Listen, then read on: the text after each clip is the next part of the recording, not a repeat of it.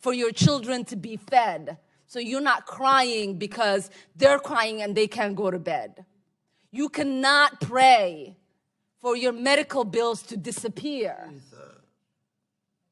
You cannot pray for the mold to stop poisoning your children in the classrooms.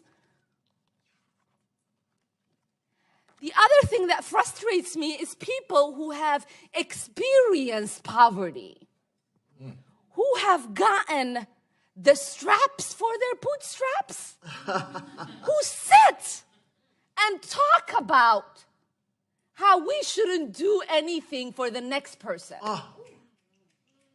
See, as someone who knows severe poverty, I lived in a refugee camp, on the floor, no water, nothing.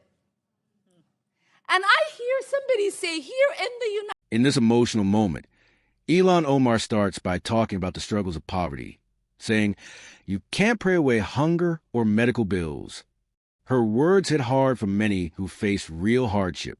But this emotional appeal also raises eyebrows because while Omar paints herself as a victim of the system, critics argue that she's used that sympathy to excuse her controversial behavior in Congress. Her background story connects with people, yes, but it's her words and actions as a lawmaker that have caused division and outrage across America. This video dives into the big story behind Congressman Chip Roy's reaction to Omar's removal from the House Foreign Affairs Committee. For years, Omar has made statements that many saw as damaging to America's global reputation. Republicans, led by voices like Roy, are saying enough is enough. They believe her removal wasn't about race or religion. It was about restoring accountability and protecting America's credibility on the world stage. This is where the clash between political power and public trust truly begins. Gentleman from Texas recognized. Appreciate the chairman. I do associate myself with the remarks of the gentleman from Kentucky, but also the gentleman from South Carolina, the gentleman from Pennsylvania, the gentlelady, all the remarks that we've been talking about over here. And I appreciate the spirit of the remarks from the gentleman from Colorado. Would note that we're here for a very obvious reason. The door was opened, and now we're dealing with that. And the door shouldn't have been open. I'm reminded when I was in the Senate Judiciary Committee in 2005, and Miguel Estrada was being filibustered by the Democrat majority at the time. And we know why. We know this because a memo that said very specifically that he was being filibustered because he was an Hispanic conservative was found, but then shoved aside. We couldn't talk about it because it was found on a server, and they said, we shouldn't get it. There's a whole lot of backstory on that. But there was a lot of drama around that. There were 7 judges being held up: Priscilla Owen, Janice Rogers Brown, because she's black. That was all happening. We just sweep that aside. And you fast forward, and Bill Frist was being pressured to deploy the nuclear option. I remember being part of all those conversations, the Senate lawyer and the Judiciary Committee. Bill Frist decided not to deploy the nuclear option. In 2013, Harry Reid did deploy the nuclear option. 2017. When Chip Roy took the floor, his tone was clear. This was about fairness and consistency. He reminded everyone that Democrats opened the door to these committee removals when they stripped Marjorie Taylor Greene and Paul Gosar their roles last term.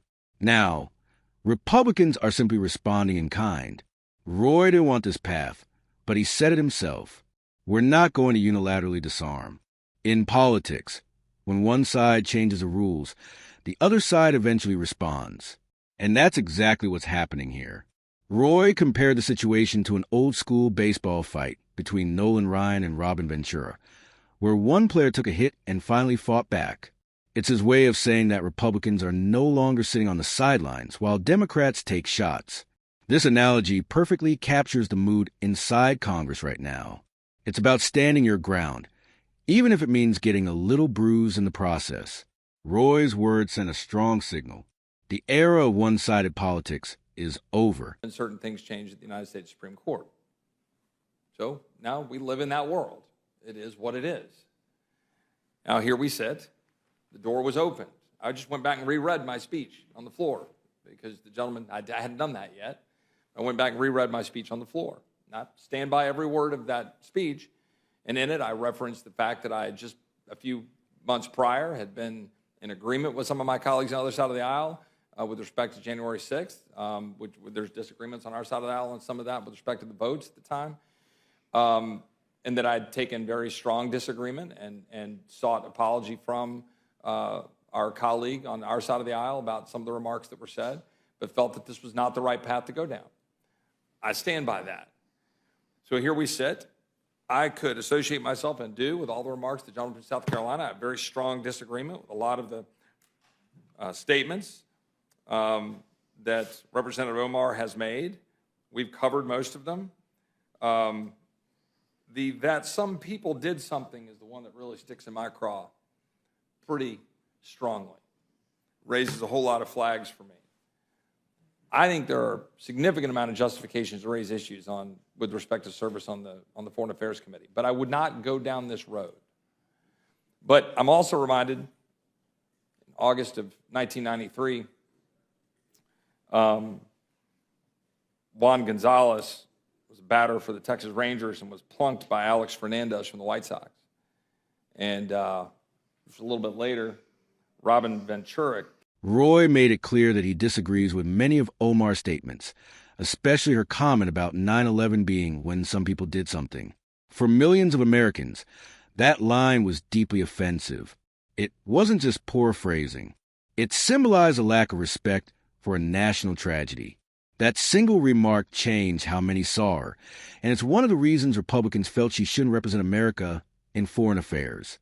Accountability, Roy argued, is not punishment, it's protection. The channel's commentary remind viewers that this is bigger than politics. It's about standing up to the establishment. For years, conservative voices have been silenced or mocked for speaking truth. Now, platforms like this one are fighting back by exposing hypocrisy and defending patriotic values. Omar's removal is just one example of that fight. It's not about silencing anyone. It's about making sure those who represent America do so with integrity and respect for the nation's value. For the White Sox, and Nolan Ryan was on the mound. And Robin knew what was about to happen. Nolan plunked him. And then Robin Ventura charged the mound, and then Nolan Ryan beat the crud out of him on the mound. That's what happened. We all know that's what happened. Old school baseball. Nolan Ryan defined old school baseball. This is raw politics. That's what this is. When the doors opened, then there's a question, and you have to decide what you're going to do. We're not going to unilaterally disarm. Just not going to do it. I'm tired of that. It just is what it is. Guys took a shot at someone on our team, about statements I disagreed with and took very much to task. But I've got strong disagreements with Representative Omar. I would prefer, if it were just starting from scratch, I would not choose this path. I'd just say whatever stuff you all want to say. We'll say whatever stuff we want to say. Our manager pick our team. Let's go battle it out in committee. That's what I would say. I would say that's the right place to be. But at this point in time, it is my considered judgment that, like Nolan Ryan, we've got to respond.